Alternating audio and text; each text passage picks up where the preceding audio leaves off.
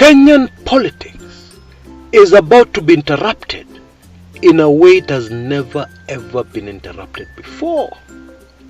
Because there's this disruptor, a candidate who's gaining popularity by the day, indeed right across the country, Professor George Wajackoya.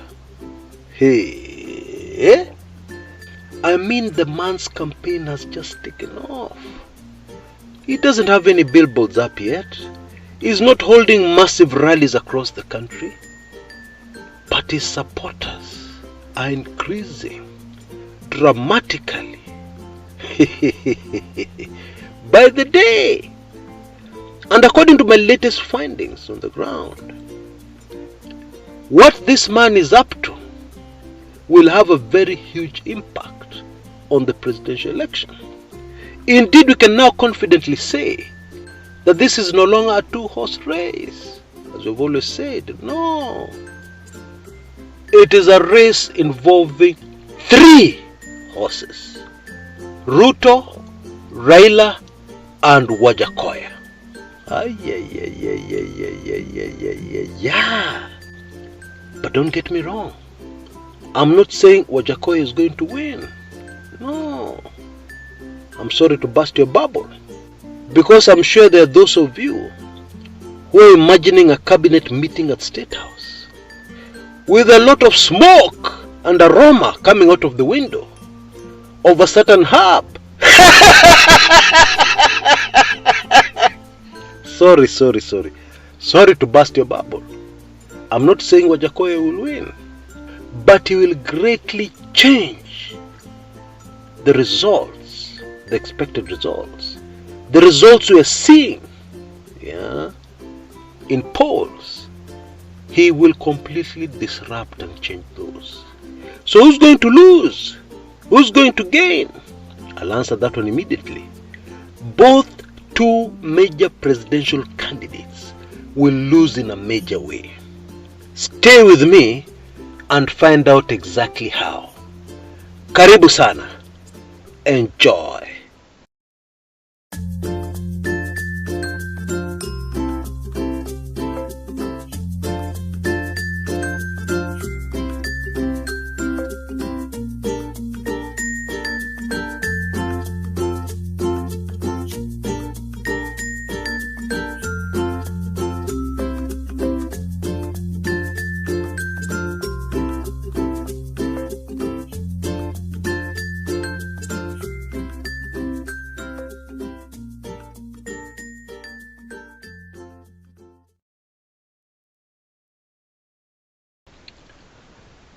Now, I don't know if you have noticed this, but I have, and I'm sure a few have.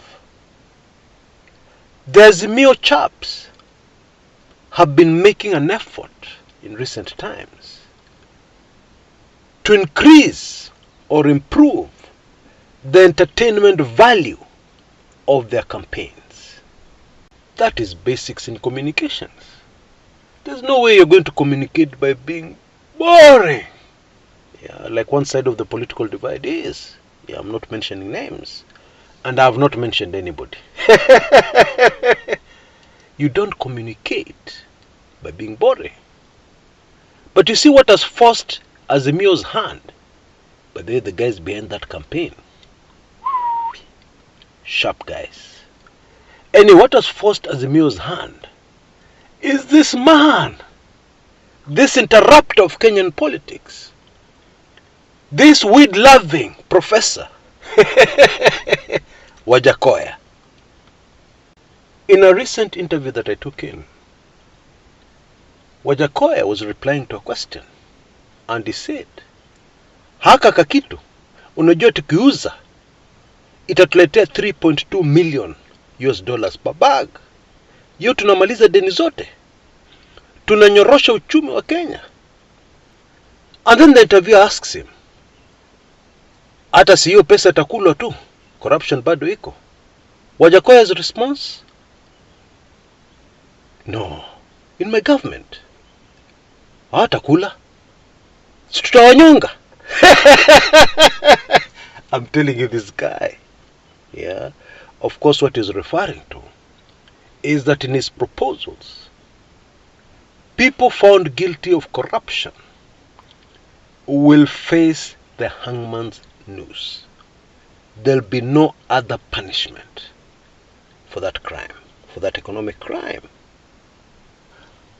Of course, we're still at the honeymoon stage of promises, because we all know for somebody to pass a new law in Kenya, it has to go to Parliament, where all those corruption suspects are. And then the corruption suspects will need to vote, bring in a majority vote to introduce the Hanging Act to persons found guilty of corruption. It cannot be done by executive order, the way Wajackoya seems to be implying. But who cares? Kenyans just love this guy. Now, Wajackoya is causing all kinds of ripples, not only forcing Azimio to adjust their campaigns, bring in more entertainment value, but is now also forcing the numbers people to take another look at their figures. Oh yes. And I've recently been doing a survey, and I've refused to believe the findings of my survey. Oh yes. I have refused to believe it. Yeah, but the survey is very clear in what it's telling me. What the survey is telling me is that taking in the current figures from opinion polls, using them with the number of voters registered in Kenya, and I'm taking the latest opinion poll, what it tells me, considering what I've found out about this candidate, Wajackoya, on the ground, what it tells me is that this man has a very high chance of forcing a runoff.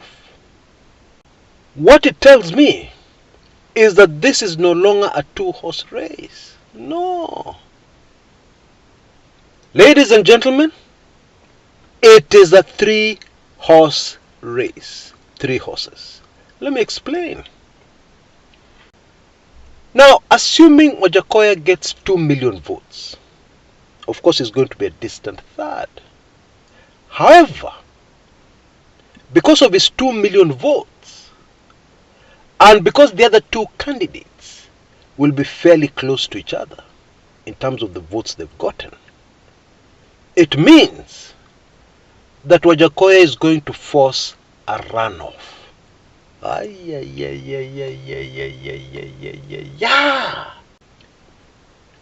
Now, let me be very clear. I'm not saying the results will be different. I still hold the opinion that the Azimio candidate will win. But here's what the numbers are telling me is going to happen. Assuming that Wajackoya gets votes from both candidates, which is what I'm seeing on the ground, and both candidates are close to each other in the number of votes they get, it will mean that the winner of the first round of the presidential election will fail to attain the constitutional requirement of 50% of the votes cast plus 1. That's really what I'm saying. Now, hearing Wajackoya speak, my assumption was that professionals in Kenya, wale vijana wamesoma, or younger Kenyans, middle-aged Kenyans who have gone to school, will not and will never vote for this man. I was wrong. For whatever reason there is, young professionals, middle-aged professionals, I found Wajackoya voters, supporters, across the board. Maybe the best example to give is this person in the medical profession. They're almost 40 years old. And they told me that they had decided not to vote, But now they've been given a reason to vote because they have found a candidate to vote for. That is how they started the conversation. And so obviously I assumed they were going to say Azimio. And they were going to say they are now voting for Azimio because of the Azimio Deputy President Designate, Martha Karua. Kwa sababu huyu ni mtu amesoma. He is in the medical profession. He understands what bangi is and its effects, etc., etc. This pharmacist told me he is voting Wajackoya and nobody will stop him.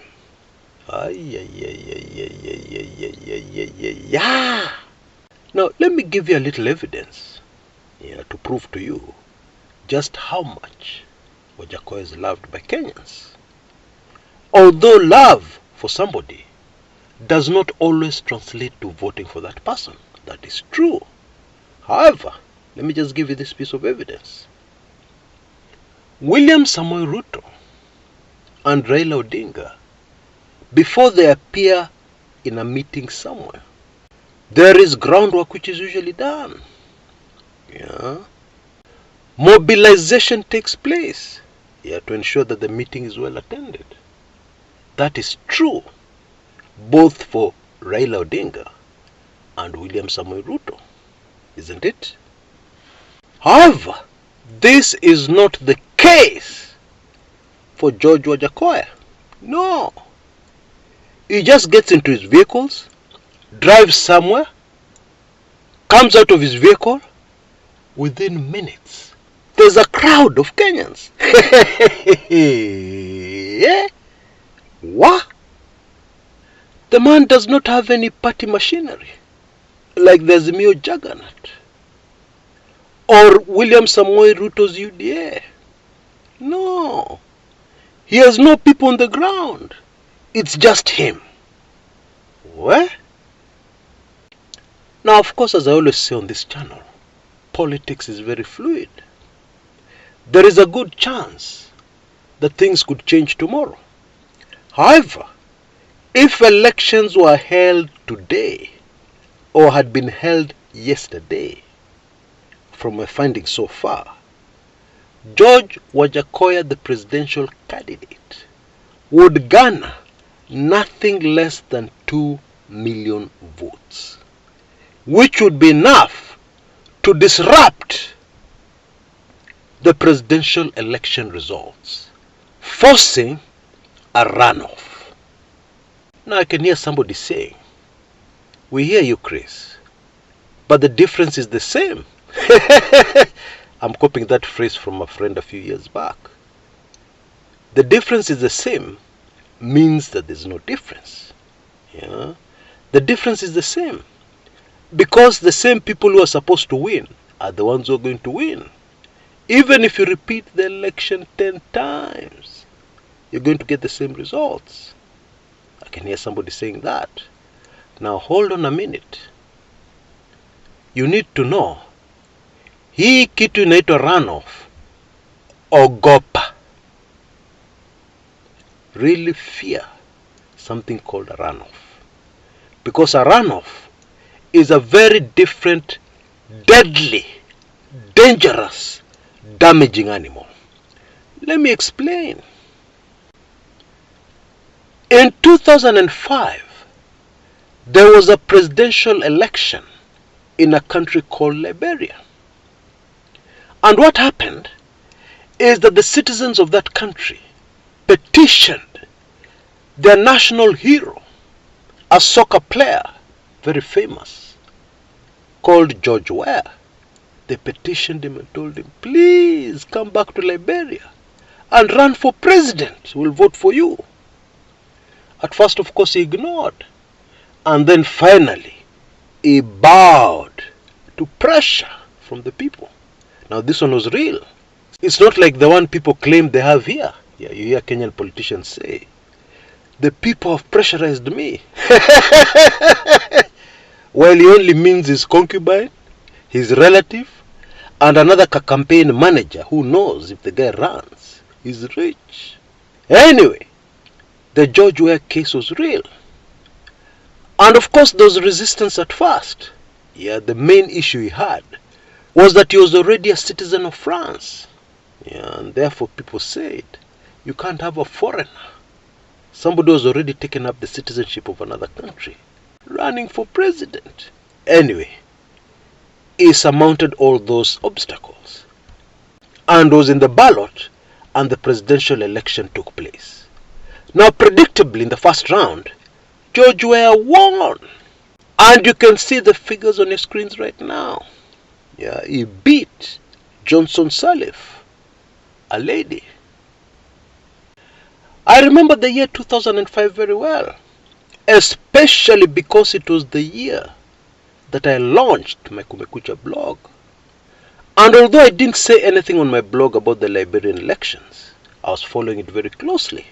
Yeah, because I was a fan for a long time of George Weah.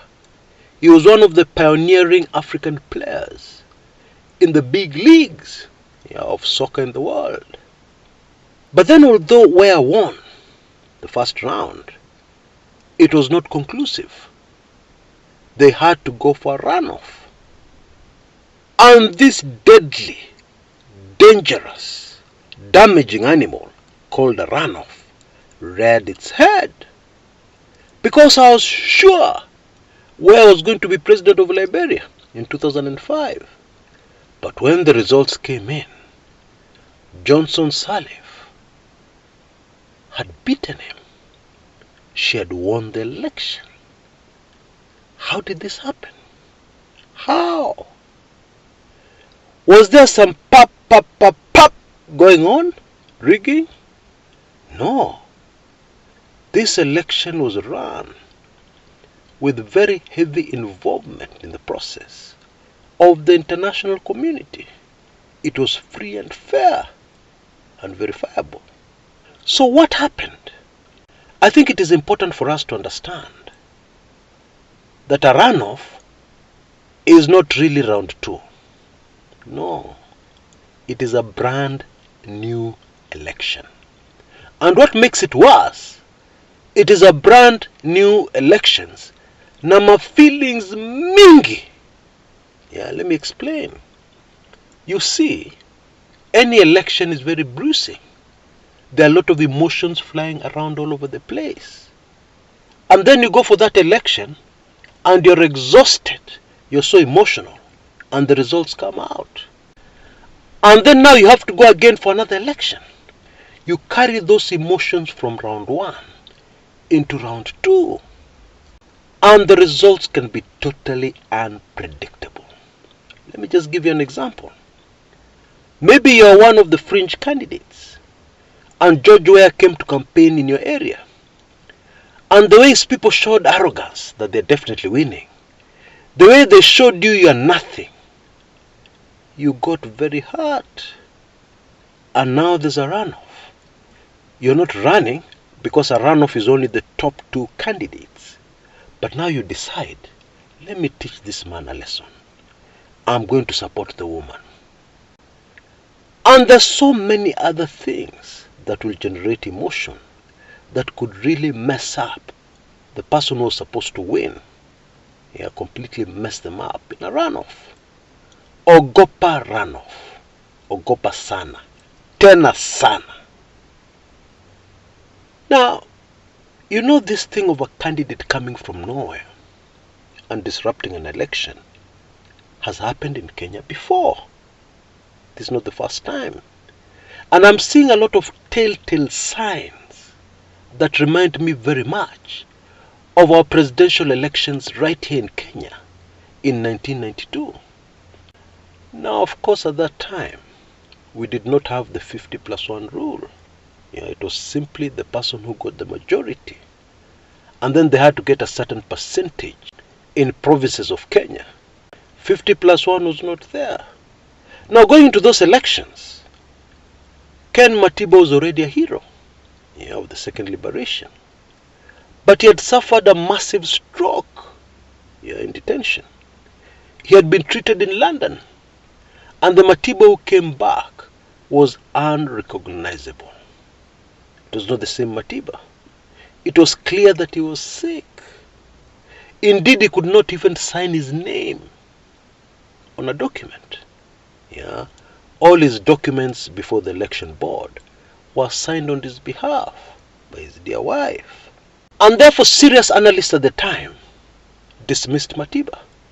Yeah, everybody knew that this was a two-horse race between incumbent President Daniel Toroitich arap Moi and Mwai Kibaki. But you can see the results on your screen right now.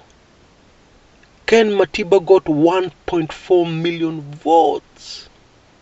Real votes. Daniel Toroitich arap Moi got 1.9 million votes. Many of them fake. Yeah, and that's why I still hold on to the opinion to this day that it is Matiba who won those elections. Anyway, my point is, Wajackoya reminds me very much of Matiba's campaign. Matiba did not hold rallies, major rallies across the country. Instead, he had only campaign posters. And then his campaigns were actually carried out by supporters across the country. Many matatus right across the country campaigned for Matiba. He was popular amongst the people right across the country.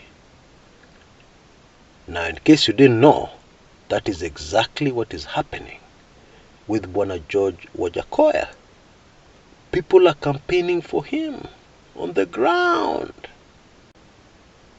He is yet to spend any money on a billboard, for instance. But his popularity is rising by the day. How? Word of mouth. And his supporters right there in the grassroots, campaigning for him, convincing their friends and relatives, let's vote for this man. Of course, we also have to remember that Kenyans are fed up. And therefore, the mood amongst Kenyans is perfect for this kind of candidate. A candidate who will definitely be something completely new.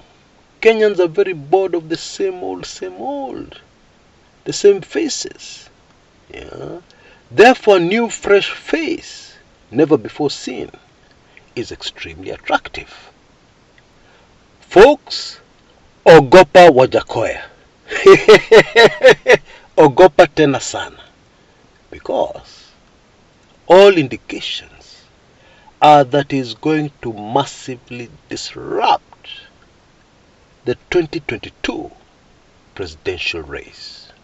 Now, I urge you to look out for part 2 of this video, where I talk about the only way Wajackoya can be stopped from disrupting the results of the upcoming presidential election.